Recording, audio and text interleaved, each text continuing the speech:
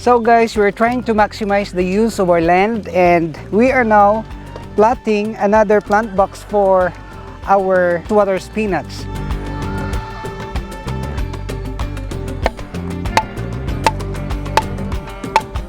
And we would like to achieve an integrated farming. That's why we are actually aiming now to use this particular area for this type of vegetables. And this is very saleable as well.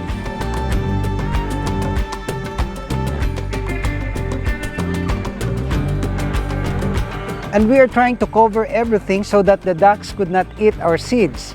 So we expect that the seeds that we planted will germinate in a matter of 3 to 4 days.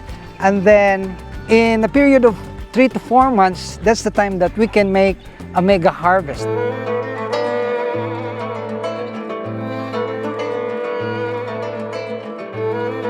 We can also do another method of planting, like the aquaponics. I also have mentioned in my previous videos that the plantation of this water spinach can also be achieved through aquaponics. You are going to float styrofoam and then put this in the seedling box or seedling glass, and then float this in the water where you have fish. So these are easy to manage.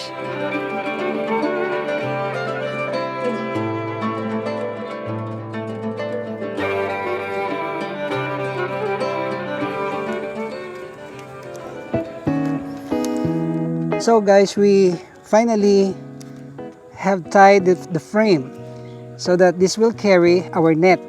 Because if we will not put the net, of course, the ducks will eat all the newly germinated seeds. So we cannot control this except to make some adjustments, of course.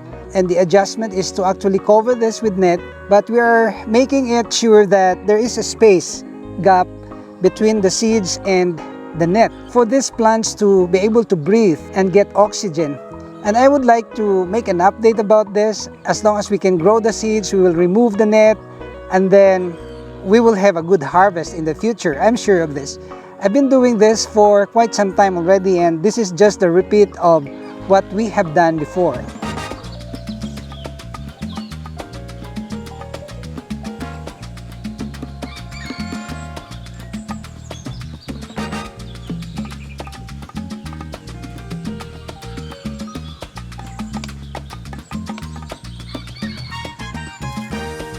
Since we already have planted all the seeds, then we will soak this with water.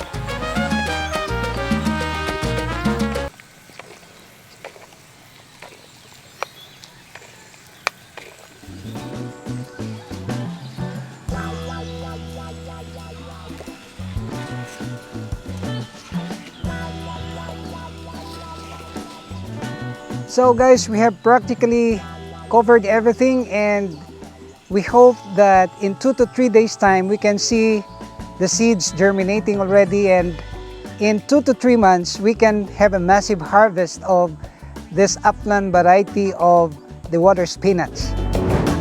So the next thing that we're gonna do is to make a salt container for our goats, and this is made of bamboo, and we will just hang this one, put in the salt with water, and they will slurp it. They will really like this one and know that this is good for their health, because if they're gonna eat the salt, they can drink plenty of water.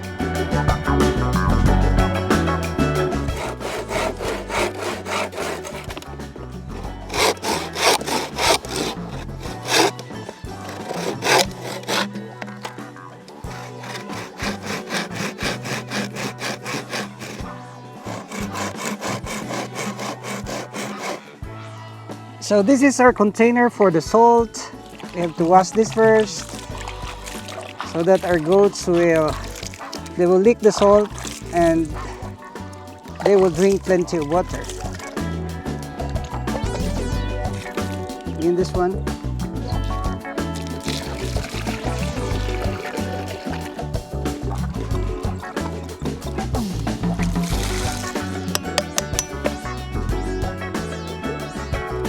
So we have finally done this one, and we also have made holes at the both sides here, and we inserted this tie so that we can hang this, and we will put this salt here inside.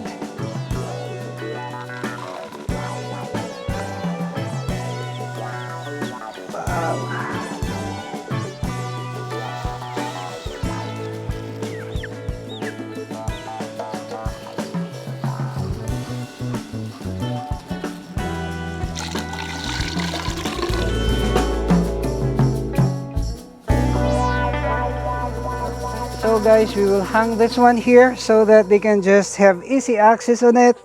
They will lick this until it will dry up. So as soon as they're gonna lick this one, they will get the salt that's good for their body, and they will drink a lot of water.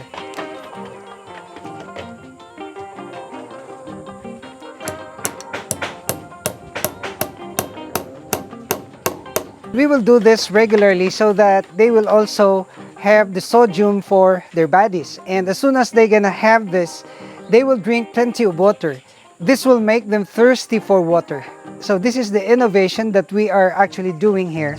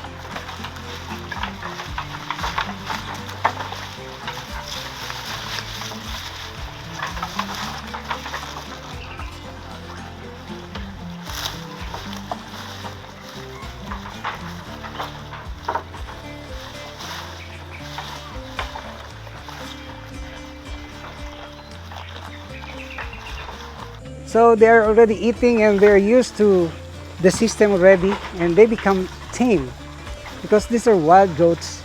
But they became tame already because they don't have any choice except to yield because they're already in the enclosures. So this is it, they're eating now. We're doing this on a slow pace. We're just doing it very gradually so that we can establish a good system, as what I have said. And the good system is to be able to make some adjustments in all aspects. In the aspect of the source of food, and in the aspect also of the frequency of feeding. And we will observe if this is beneficial, of course, to our goats, then we can elevate this one and we will acquire some good breeds so that we can start with our dream project, which is to have a business on dairy or the goat's milk. These are achievable things because we are already doing good with our goat house.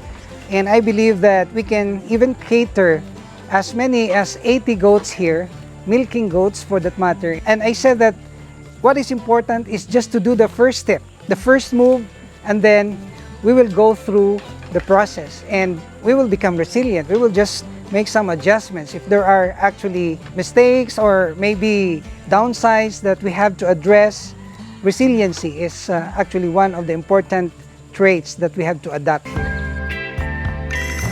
This is the second enclosure that we're aiming to finish today.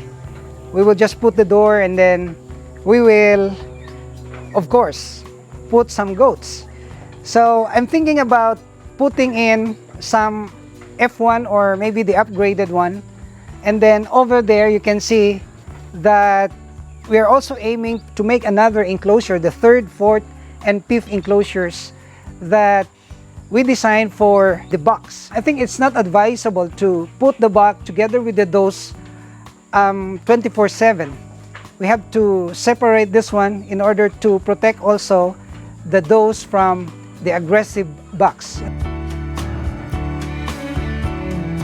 So these are all the things that we can share so far. I hope that you will continue to like and share our videos, and if you are not subscribed to this channel, may I humbly ask you to please subscribe and hit that notification bell because we are uploading videos, very informative ones and very challenging and life engaging. So we're doing regular uploads and I would like to see you in our next video only here at Dexter's World.